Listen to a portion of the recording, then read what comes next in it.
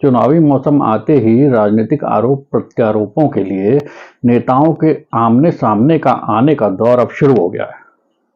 हाल ही में सिरोही विधायक संयम लोढ़ा ने विधानसभा के मानसून सत्र में गलत शपथ पत्र के साथ मान्यता लेने के प्रकरण में स्वरूपगंज के आदर्श विद्या मंदिर विद्यालय की मान्यता रद्द नहीं करने के मामले पर राज्य सरकार को आड़े हाथों लिया था। ये संस्थान क्योंकि आरएसएस के प्रकल्प आदर्श शिक्षा समिति के द्वारा चलाया जाता है, ऐसे में इसे आरएसएस और आरएसएस के विरोध को हिंदू विरोध घोषित करने की कोशिश जिले के आरएसएस से जुड़े संगठनों और भाजपा ने शुरू कर दिया था। इसी प्रकरण के बाद हाल ही में सिरोही में हुए रामनवमी के आयोजन के लिए विश्व हिंदू परिषद से प्रेरित रामनवमी महोत्सव समिति ने सिरोही विधायक संयम लोढ़ा को हिंदू विरोधी बयान देने वाला घोषित करके उनके द्वारा दी गई समर्पण राशि को लौटा दिया था। इतने पर ही मामला थम जाता तो ठीक था, लेकिन फिर आगे आए जालौर सिरोही के सांसद देवजी पटेल। 2 अप्रैल को उन्होंने आबू रोड में एक प्रेस कॉन्फ्रेंस आयोजित की। इसमें उन्होंने आरोप लगाया कि कांग्रेस शिक्षा का तुष्टीकरण कर रही है।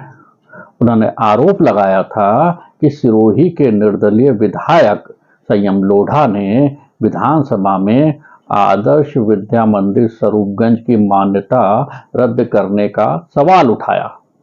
इस प्रेस कॉन्फ्रेंस में सांसद का कहना था कि जब उन्होंने प्रशासन से इस बात का जवाब मांगा कि आखिर आदर्श विद्या मंदिर स्वरूपगंज की मान्यता रद्द क्यों की जा रही है, तो प्रशासन ने कोई जवाब नहीं दिया। सांसद देवजी पटेल का आरोप था कि आदर्श विद्या मंदिर स्वरूपगंज की मान्यता रद्द करने के लिए सरकार ने जो 5 सदस्यीय समिति गठित की गई है, उसमें सिरोही शिवगंज विधायक के करीबी लोगों को स्थान दिया गया। उन्होंने कांग्रेस पर शिक्षा का तुष्टीकरण का आरोप लगाया। अब इस आरोप के तीसरे दिन सिरोही के विधायक संयम लोढ़ा ने सिरोही में पत्रकार वार्ता आयोजित की। इस पत्रकार वार्ता में संयम लोढ़ा ने सांसद देवजी पटेल पर संसद की कार्रवाई छोड़कर आपराधिक कार्रवाई करके आरएसएस के स्वयंसेवक के घर की वृद्धा बेवा को जमीन से जबरन बेदखल करने वालों के समर्थन में उतरने का आरोप लगाते हुए इसकी निंदा की। तो आइए सुनते हैं संयम लोढ़ा ने सांसद देवजी पटेल के आरोपों के जवाब में क्या कहा। उनके पूर्वज उस जमीन के खातेदार थे, जमीन पर काबिज थे और फ्रेगमेंटेशन में 8वें दशक में जो है वो जमीन बिला नाम हो गई और परिवार के लोग पढ़े लिखे नहीं थे, नहीं तो उसके बाद भी रूल्स में इनकी खातेदारी इनको मिलती। 92 में खातेदारी मिलती इनको 92 में, सही कह रही है। लेकिन चूंकि पढ़े लिखे नहीं थे तो वो बिला नाम रही है और बाद में काबिज चूंकि इनकी माँ या भाभी वगैरह जो भी थी वो रही होगी। और फिर ये जैसे आपको पता है कि आदमी सब जगह से थक जाता है तो वो शिवगंज जाता है और ये आरएसएस के स्वयंसेवक है, खुद स्वयंसेवक है ये। और बहुत से स्वयंसेवकों की जो इनके द्वारा प्रताड़ित है, मैंने हमेशा मदद की। अब ये जो प्रकरण है, सांसद जैसे आदमी को लज्जा आनी चाहिए कि एक ऐसा मामला जिसमें शिक्षा विभाग का अधिकारी, आप ये देख सकते हैं, ये चिट्ठी है शिक्षा विभाग के अधिकारी की और जिसमें उसने लिखा है इस शिक्षण समिति को कि आपने तो सचिव को चिट्ठी भेजी, आपने कपट एवं दुर्व्यपदेशन के तात्विक विशिष्टियों को छुपाकर गलत तथ्य शपथ पत्र प्रस्तुत कर मान्यता प्राप्त की है। क्यों नहीं आपके विरुद्ध भारतीय दंड संहिता के प्रावधान अनुसार आपराधिक प्रकरण दर्ज करवाया जाए। इस संबंध में अपना स्पष्टीकरण 7 दिवस में प्रस्तुत करें, अन्यथा स्वयं व्यक्ति से जिम्मेदार होंगे। विभाग ने खुद ने आईपीसी का क्राइम माना है। यह मुकदमा अभी तक दर्ज नहीं करवाया, वो गलत बात। तो इतना प्रमाणित हर दृष्टि से, और ये सारे कागज आपके सामने पड़ेंगे। फर्जी पीडब्ल्यूडी से इन्होंने फर्जी प्राप्त की, ये इसका प्रमाण पत्र जो है ये निरस्त कर दिया पीडब्ल्यूडी ने। बात दबाव के अंदर फर्जी प्रमाण पत्र पीडब्ल्यूडी ने जारी किया, ये कॉपी है उसकी। शिक्षा विभाग ने इसके आधार पर जो है भवन सुरक्षा प्रमाण पत्र ये फर्जी जारी किया, ये निरस्त कर दिया, ये इसकी कॉपी है।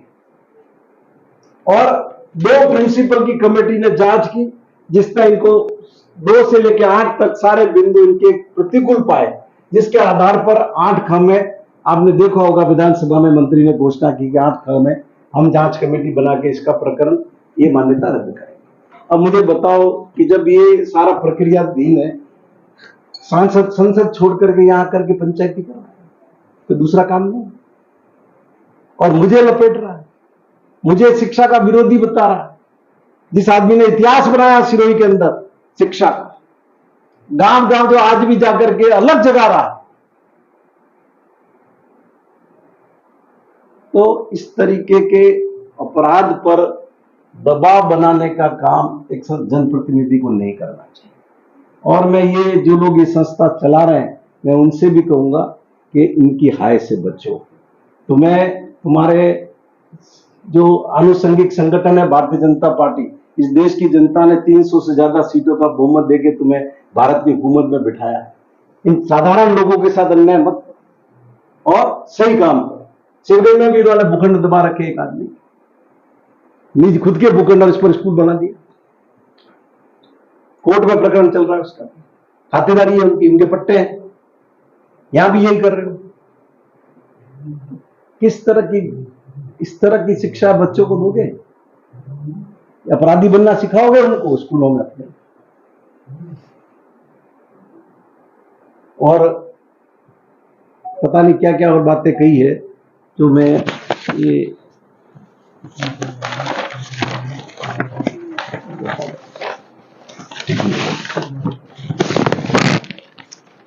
सारे बेबुनियाद आरोप लगाए इन्होंने। जो छगनलाल जी खंडेलवाल की शिकायत पर जो जांच हुई है, 2 प्रिंसिपल ने 1 से 8 बिंदु सारे इस पर प्रमाणित है, और डायरेक्टर को डीओ ने ये रिपोर्ट भेजी है कि डायरेक्टर ने मौखिक रूप से 8 खामे इनको कार्रवाई करने का कहा है। चूंकि जनवरी में 2 प्रिंसिपल की रिपोर्ट आ गई थी और फिर भी शिक्षा विभाग के लोग दबाव में कोई भी कार्रवाई नहीं कर रहे थे, इधर मुझसे मिले, तो फिर मैंने उचित समझा कि इसको इस तरह की गलत चीज ये शिक्षा के क्षेत्र में कर रहे हैं, तो ध्यान माननीय शिक्षा मंत्री का आकर्षित किया जाए। तो प्रकरण विधानसभा में भी ध्यान आकर्षण के माध्यम से चर्चा हुई, और शिक्षा मंत्री जी ने जो उसमें आश्वासन दिया वो आप सबकी जानकारी में है।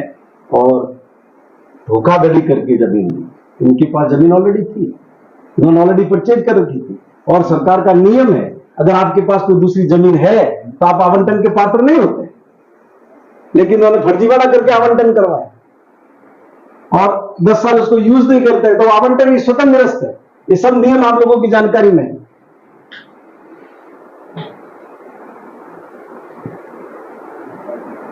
और 15 साल से जो आदमी सांसद, उसको बताना चाहिए कि उसने शिक्षा के क्षेत्र में क्या किया 15 साल, इस सिरोही जिले में क्या किया। क्या केंद्रीय विश्वविद्यालय खुलवा दिया आपने? या केंद्रीय विद्यालय खुलवा दिया आपने? या मिलिट्री स्कूल खुलवा दिया आपने? या आर्मी स्कूल खुलवा दिया आपने? क्या काम करवाया आपने? गिनाने को आपको है क्या? संयम लोढ़ा सिरोही का 150 बेड का हॉस्पिटल मेडिकल कॉलेज का पात्र नहीं होता है। हमने रिलैक्सेशन लिया मेहनत करके और उसको पात्र बनाया। अब हमने खुलवा देते, जालोर में खुलवा देते, रोक रहा था आपको, आज तक नहीं खुलवा पाए। मुख्यमंत्री जी का आभारी हूं मैं कि उन्होंने हमारे निवेदन पर, जो मोहब्बत नगर में जब रघु शर्मा चिकित्सा मंत्री आए थे, तो मैंने उनसे विनती की थी कि आप, मुख्यमंत्री जी ने सिरोही में कॉलेज खोल दिया, जालोर हमारा पड़ोसी है, आप वहां भी खोलो। तो उन्होंने स्टेट बजट से पूरा 100% पैसा स्टेट बजट से देकर के जालोर का मेडिकल कॉलेज शुरू। पार्लियामेंट चल रही है, छोड़ करके क्या है? किसको बचा रहे आए हो? उन लोगों को जो विधवा की जमीन हड़पना चाह रहे हैं, उन लोगों को जिन्होंने झूठे प्रमाण पत्र देकर के, झूठे शपथ पत्र देकर के कानून का उल्लंघन किया, उनको बचाने के लिए आए हो? अपने पद का दुरुपयोग कर रहे हो? ये दबाव बनाना चाहते हो शिक्षा विभाग के ऊपर कि सांसद खिलाफ खड़ा है। हम तो सदा से मजलूमों के साथ खड़े रहे हैं, कोई पहली बात नहीं है। हमें मालूम है कि स्वयं सेवक है, लेकिन नागरिक भी है, हमारे भाई भी है। और मजे की बात, इनके वकील कौन है आपको पता है? सी अशोक पुरोहित एडवोकेट इनके वकील, वो भी भारतीय जनता पार्टी के जिला पदाधिकारी। ये तो न्याय की लड़ाई, और न्याय की लड़ाई लड़ रहे, वो लड़ेंगे। अशोक जी ने बीच में छोड़ दिया, वो उनको इतना दबाव बनाया, उनको इतना हटाने का कोशिश किया, तो मैं बोला राम राम, अपने दोस्ती रखो, दोस्ती रख रहे हैं। बाकी अशोक जी का अब कौन है?